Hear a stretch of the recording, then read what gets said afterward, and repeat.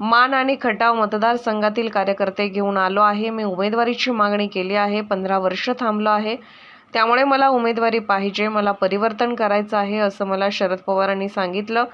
मानचा आमदार उर्मट आहे, त्यामुळे परिवर्तन करणार आहे।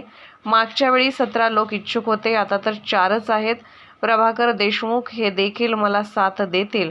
जयकुमार गोरे यांनी पाण्याचे राजकारण केलं। पाणी शेतकऱ्यांना मिळालं पाहिजे, तरुणांना काम देणे। आमचा आमदार घरे पेटवण्यासाठी काम करतो, मी चुली पेटवण्यासाठी काम करेल। शरद पवार मला संधी देतील, हा माझा विश्वास आहे।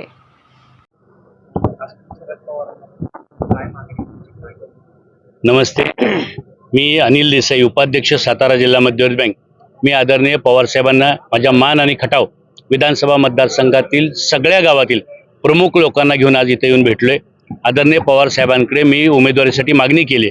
मी आज साधारण या 2 महिन्यामध्ये या मान खटाव मतदारसंघातील 99% गावामध्ये गावभेट दौरा केला। त्याचा सगळा आढावा मी साहेबांना दिला।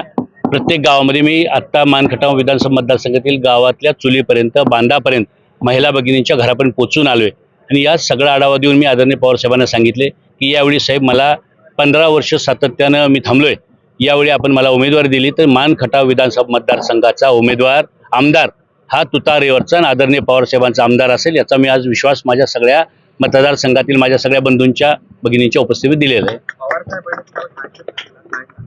पवार साहेबांनी सांगितलं की अनिल देसाई, यावेळी आपल्याला या मतदारसंघामध्ये जे काही लोक आहेत इच्छुक, यामध्ये सगळ्यांना एकत्र घेऊन मला बसायचं आहे पुढच्या 8 दिवसामध्ये।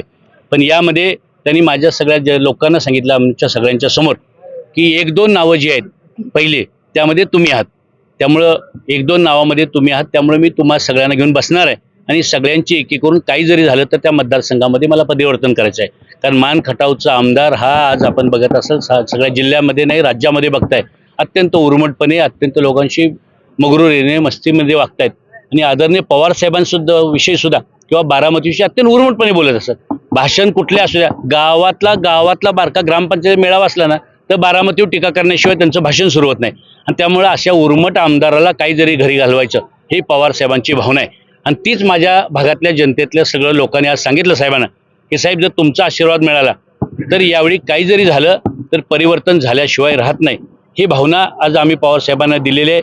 मी पवार साहेबांना सांगितलं की साहेब, जनतेची भावना तुमच्याकडे पण सर्वे आहेत आणि मला माहिती आहे साहेबांकडे पण सगळे सर्वे आहेत आणि या सगळ्या सर्वे रिपोर्टमध्ये माझं नाव मला माहिती आहे अत्यंत वरती चांगल्या पद्धतीने आहे। मी पवार साहेबांना सांगितले की मान खटावच्या जनतेला साहेब 15 वर्ष आपल्या अंगावरती गुलाल नाही, राष्ट्रवादी काँग्रेस पार्टी लढते पण मिळालं नाही, यावेळी परिस्थिती परिवर्तनाची आहे, जनतेच्या मनामध्ये उठावाचं वातावरण आहे।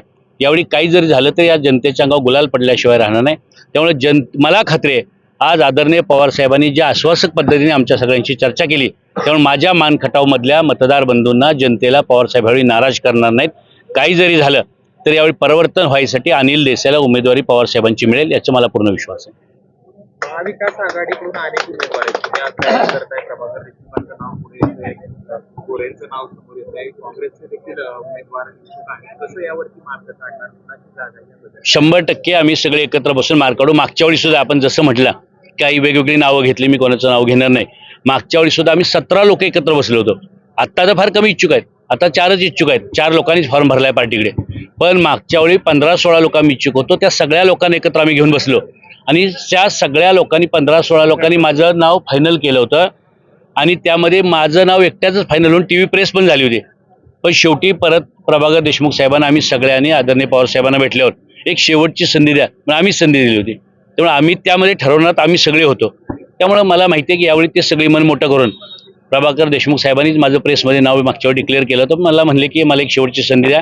मला माहिती आहे तिथल्या जो आमदार आहे त्या उर्मट आमदाराचा पराभव करण्यासाठी प्रभाकर देशमुख साहेब सुद्धा मन मोठं दाखवून यावेळी त्यांना पाडायचं ही भूमिका घेऊन अनिल देसाईच्या पाठीमागे ठामपणे राहतील, मला काही शंका वाटत नाही। महत्त्वाचे मुद्दे त्याच्यामध्ये तुम्हाला बदल घडवायचा नाही, या मान खटाव विधानसभा मतदारसंघामध्ये आतापर्यंत पाणी इतकं पाणचट केलंय आमदारांनी, प्रत्येक इलेक्शन आलं की इलेक्शन पुरता पाण्याचा मेळावा घ्यायचा, पाण्याची भाषणं करायची, घोषणा करायची। आता सुद्धा आपण बघताय पाणीपूजन करायचे, आता पाऊस पडला पण याच्या अगोदर दुष्काळ पडला, 90 गावांमध्ये टँकर चालू होते। आज सुद्धा आपण बघितलं तर कुठेही बांधावरती पाणी पोचलेलं नाहीये, पाणी हे फक्त ओढ्यामध्ये सोडलं जाते, पाणी हे फक्त आतापर्यंत कुठल्या काही तलावामध्ये सोडलं झालंय, पण बांधापर्यंत कुठेही पाणी पोचलं नाही। ज्या योजना आहेत या योजनांचं शेतकऱ्यांच्या बांधावरती पाणी पोचावं, उरमोडीचं पाणी असेल, झिहेकाटापूरचं पाणी असेल, किंबहुना टेंबूचं पाणी असेल, हे शेतकऱ्यांच्या बांधापर्यंत पोचावं, याच्यापेक्षा हे एक महत्त्वाचं काम आहे. याचबरोबर मी सातारा जिल्हा मध्य बँकेचा उपाध्यक्ष म्हणून काम करतो. आपल्या सगळ्यांना माहिती आहे देशातली 1 नंबरची बँक आहे, जवळजवळ 18,000 कोटीचा बिझनेस करत बँक आहे. तर त्या बँकेच्या माध्यमातून किंबहुना मी तरुणांच्या हाताला काम आणि डोक्यात चांगला विचार कसा देता येईल याचं मी काम करतोय. किंबहुना मी चुली पेटवून, मी आमच्या तालुक्यातला आमदार हा घरं पेटवणारा, मन पेटवणारा आमदार आहे. अनिल देसाई आमदार झाला तर चुली पेटवायचं काम करेल, तरुणांना उभं करायचं काम करेल, उद्योगधंदे उभं करायचं काम करेल. यासाठी काम करणारा मी तरुण कार्यकर्ता आहे आणि मला पवारसाहेब निराश करणार नाहीत.